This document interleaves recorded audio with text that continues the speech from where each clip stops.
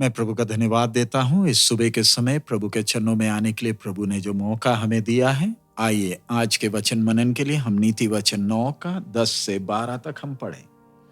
यहोवा का भय मानना बुद्धि का आरंभ है और परम पवित्र ईश्वर को जानना ही समझ है। मेरे द्वारा तो तेरी आयु बढ़ेगी और तेरे जीवन के वर्ष अधिक होंगे। यदि तू बुद्धिमान हो तो बुद्धि का फल तू ही भोगेगा और यदि तू ठट्ठा करे तो दंड केवल तू ही भोगेगा। हम सब इस वचन से परिचित हैं। कई बार इस वचन के सही अर्थ को ना समझ पाने के कारण हमारे अंदर एक झूठी तसल्ली आ जाती है। इधर जो हमने वचन पढ़ा है, यहोवा का भय मानना बुद्धि का आरंभ है, इसका मतलब क्या है? ये वचन ऐसे नहीं कहता है कि अगर आप परमेश्वर का भय रखोगे तो आपको ज्ञान प्राप्ति होगी। बिल्कुल नहीं, बिल्कुल विपरीत। इस वचन का अर्थ क्या? जब एक व्यक्ति परमेश्वर का ज्ञान प्राप्त करता है तो उसके जीवन में सबसे पहले परमेश्वर के प्रति एक आदर और भय आरंभ होता है। इस आयत को अच्छी तरह समझना है तो हमें परमेश्वर का भय का अर्थ समझना होगा। हम वचन में पढ़ते हैं कि दुष्ट आत्माएं भी डरते और कांपते हैं परमेश्वर के सामने। क्या उसका मतलब? दुष्ट आत्माएं जो परमेश्वर एकमात्र सच्चे परमेश्वर पर विश्वास करती हैं, क्या उनके अंदर परमेश्वर के प्रति ज्ञान है? क्या वो परमेश्वर के सब मार्गों को पहचानते हैं? अब हम अपने आप को देखें। क्या हम अपने विश्वास के विषय में क्या हम कह सकते हैं हमारे अंदर भी परमेश्वर का भय है? जरा आदम और हव्वा को देखें। अदन बगीचा में उन्होंने भले बुरे का ज्ञान का वृक्ष खाया, का फल खाया। वो इसलिए खाया था ताकि वो भले और बुरे का ज्ञान प्राप्त कर सके। लेकिन उसके बाद उनके जीवन को जरा देखें। क्या उन्हें सच में ज्ञान प्राप्त हुआ? कभी नहीं। वचन ये नहीं और उनका जीवन ये नहीं दिखाता कि वो परमेश्वर का भय रखते थे। वो झाड़ी के पीछे क्यों छुप गए? क्योंकि वो नंगे थे। उन्हें एहसास हुआ वो नंगे हैं और उन्हें शर्म आ गई। उनके बलवा करने से उन्हें प्राप्त कुछ नहीं हुआ। बिल्कुल उलट जो था वो भी नष्ट हो गया, खो गए। अगर उनके अंदर परमेश्वर का भय होता तो उन्होंने अपनी गलती को एहसास करना था और कभी भी परमेश्वर को अपनी गलती का दोष नहीं देना था। आदम को जरा देखे, वो दिलेरी से क्या कहता है, जो स्त्री आपने मुझे दी है। हम सब डरते हैं जब हम देखते हैं कि हमारे सामने वाला हमसे भी मजबूत है, ताकतवर है, हमें चोट पहुंचाएगा, हम शर्मिंदे हो जाएंगे।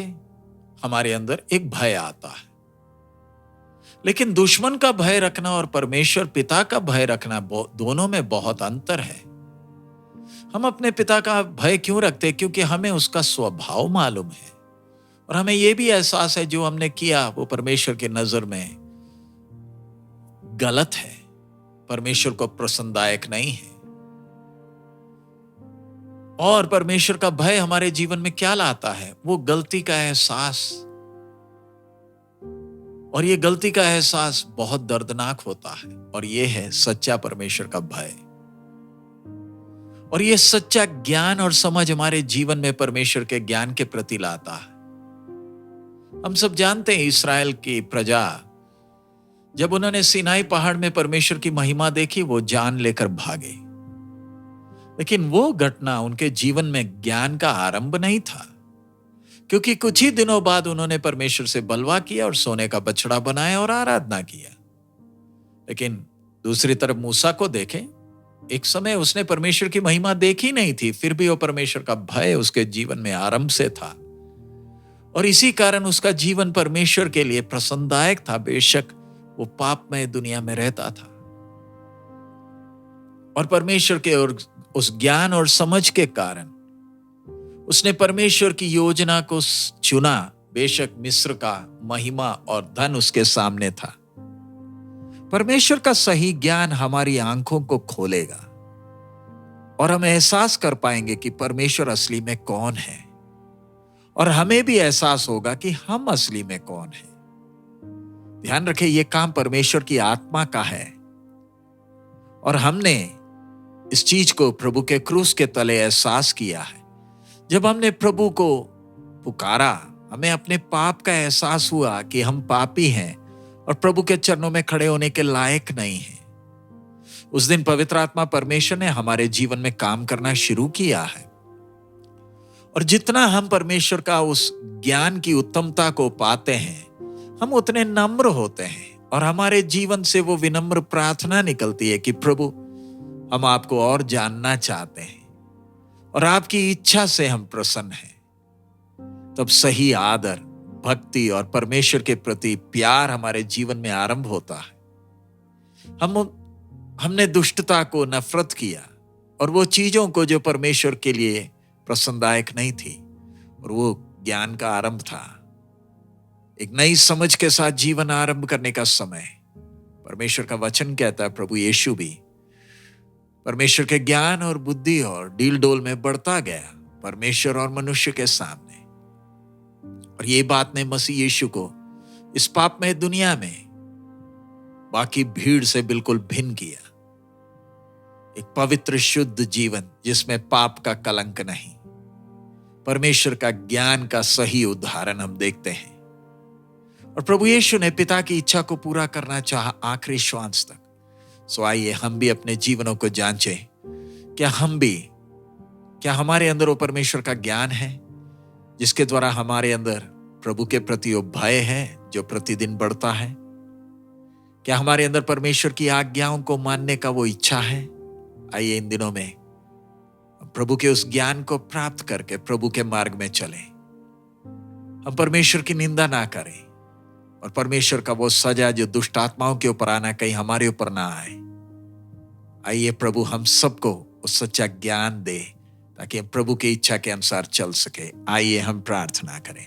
हमारे अनुग्रहकारी दयालु पिता, हम आपका धन्यवाद देते हैं इस समय के लिए, आपके पवित्र वचन के लिए।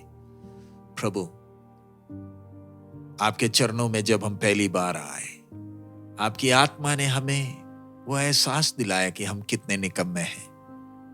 और प्रभु, तब से हमारा जीवन का यात्रा शुरू हुआ। प्रभु, विनती करते इन दिनों में आपको और करीबी से जानकर, आपको प्यार करते हुए, आपको आदर करते हुए, आपके वचन के अनुसार चलने के लिए हम एक एक को मदद करें। प्रभु, आपका अनुग्रह हम एक एक पर बना रहे, आपके ज्ञान से हम एक एक को भरपूर करें। सब महिमा आप ही को देते हैं।